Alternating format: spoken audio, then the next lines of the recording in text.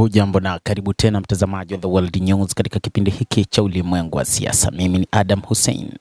Rais wa Iran Masoud Pezeshkian amedai Marekani na Israel wanataka kuliyumbisha taifa hilo na kusababisha taharuki na vurugu kubwa ambazo zinaendelea wakati huu. Rais huyu wa Iran Bwana Masoud Pezeshkian amedai Marekani inataka kusababisha ghasia na kulivuruga taifa kwa kuamuru maandamano yanayoendelea nchini humo ya kupinga kupanda kwa gharama za maisha. Rais huyu amewataka raia wa Iran kujitenga kabisa na wale aliowataja kuwa wahalifu na magaidi kwa taifa hilo. Hayo yanajiri wakati waziri mkuu wa Israel Benjamin Netanyahu amesema anatumai hivi karibuni Iran itajinasua kutoka mikononi mwa udhalimu, huku maandamano hayo makubwa yakiendelea kusambaa kote nchini humo.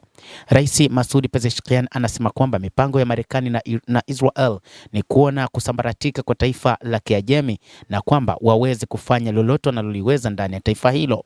Amesema mataifa hayo mawili yalitafuta njia ya kuweza kupambana dhidi ya Iran yamekosa, na wakati huu wanataka kuingilia masuala ya ndani ya Iran.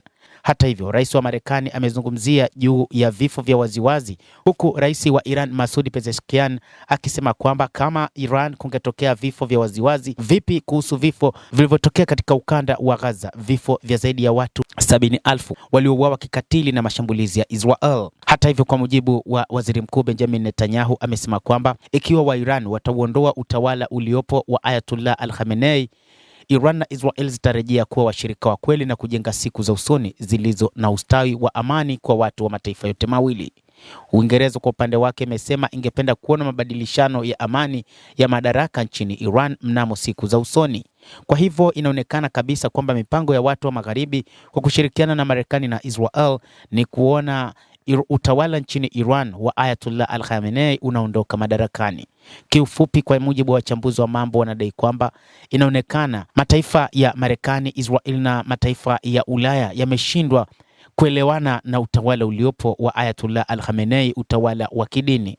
Waziri wa uchukuzi Haid Alexander amesema Uingereza siku zote inaiona serikali mjini Tehran kuwa kitisho kwa amani ya Mashariki ya Kati na imekuwa ikiwakandamiza raia wake. Waandamanaji nchini Iran wamekuwa wakipinga kile wanachokitaja kuwa sera mbovu za serikali ambazo wanadai zimechangia kuanguka kwa uchumi wa taifa hilo.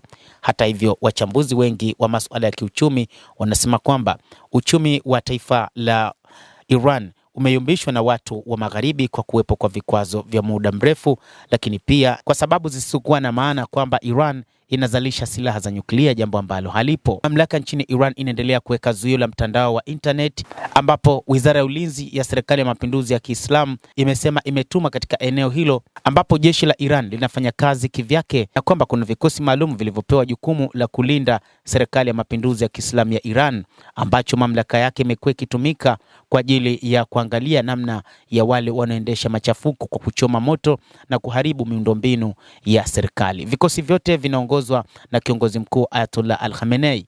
Katika taarifa iliyochapishwa na tovuti ya habari zisizo rasmi, kikamilifu jeshi linadaiwa kuilaumu Israel na makundi ya kigaidi yenye uhasama kwa kujaribu kudhoofisha usalama wa umma na wa nchi.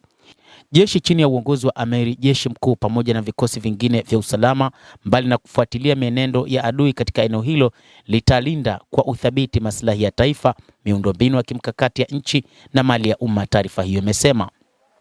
Maandamano hayo yameenea katika sehemu kubwa ya Iran katika wiki mbili zilizopita, yakianza kama majibu ya kupanda kwa kasi kwa mfumuko wa bei, lakini yakageukia harakati ya kisiasa, huku waandamanaji wakitaka utawala wa kidini uondoke madarakani. Mamlaka zimetumwa Marekani na Israel kwa kuchochea ghasia hizo.